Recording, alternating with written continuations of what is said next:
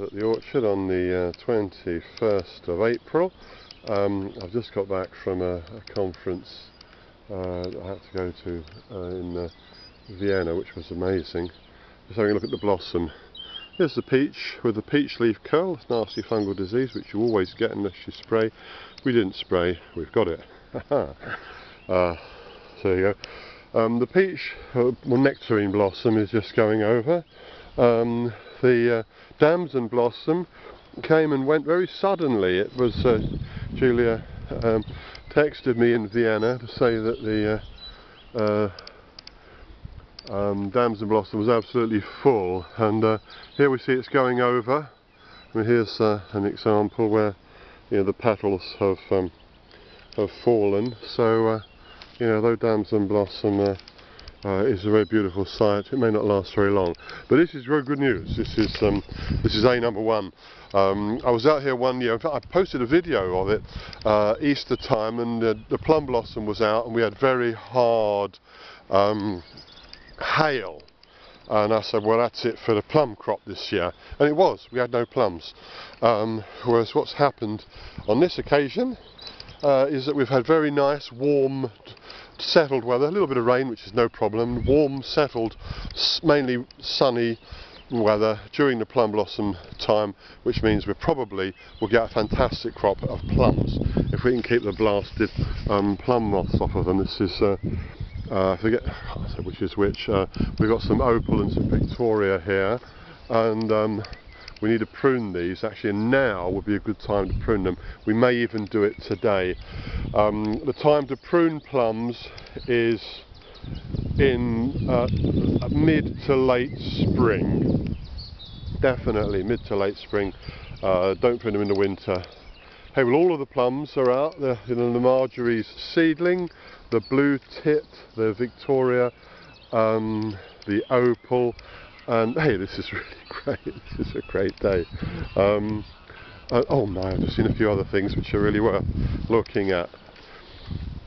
Yeah, I've just been at the Fourth World Dermoscopy Conference in Vienna. If anyone's interested in that, they can look me up on dermoscopy.wordpress.com. It's really only of interest to medical people, those interested in skin cancer. Which is my main job. Hey, what about this? What about this? Hey, what? This is our Espalier pears. There's a bee with massive load of pollen attached to it, sort of a greyish, sort of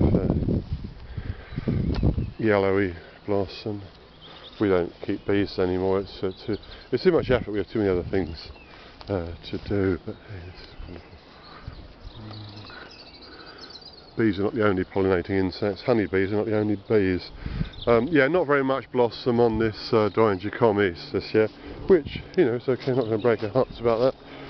The little bit of bud coming on the grapevines. Got a row of vines. I'm just looking at some of the pears down here. We've been going in more for pears recently, and this area has been converted over to mainly peri pears and a wildflower meadow. This is Louis Bon of Jersey. This tree suffered very badly in drought last year. I had to cut most of the fruit off and water it heavily. Hopefully the roots will be down further. This, I think, is Josephine de Malines. What a lovely sight to see. Josephine de Malines.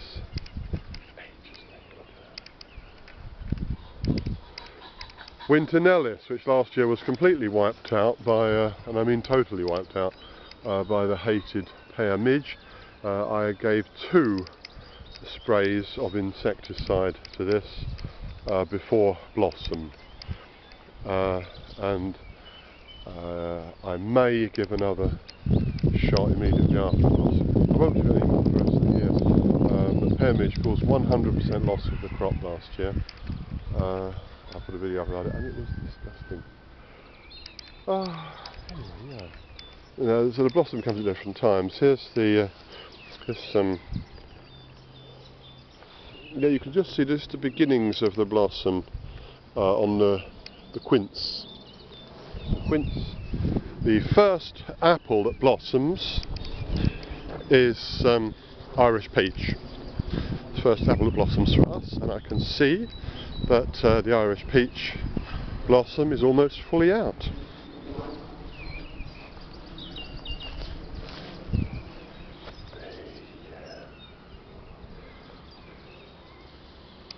Ah, the fragrance of apple blossom.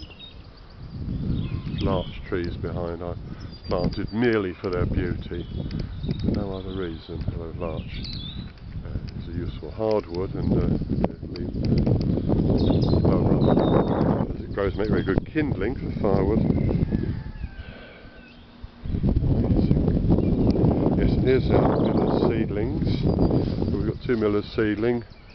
They're out of phase, strictly biennial. This year's got a lot of blossom on it. This one has none. Planted a few new pears. This one is called Thorn, and it's blossoming. I won't, because it's such a small tree, I won't allow it to fruit. That's an old plum tree, Coe's Golden Drop. Wouldn't fruit, wouldn't fruit, wouldn't fruit, still wouldn't fruit. Now it's going to be firewood. That's the way it goes. But this area is going over to pear. Perry mainly, and this is brandy. This is a variety called brandy. It's on the seedling rootstock, and that is about 8 feet high. Last year it produced a lot of fruit, which I snipped it all off because I wasn't going to allow it to fruit. And this year it's a lot of blossom, and its roots are a bit further down. Still a smallish tree, but I will, I think, allow it to fruit this year. And all this is by way of saying happy blossom time.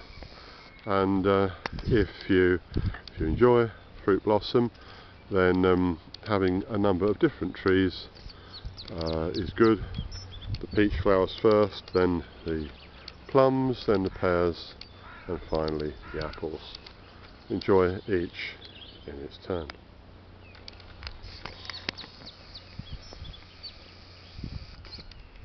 Incidentally, we saw 3 pheasants and a deer as we drove up this morning.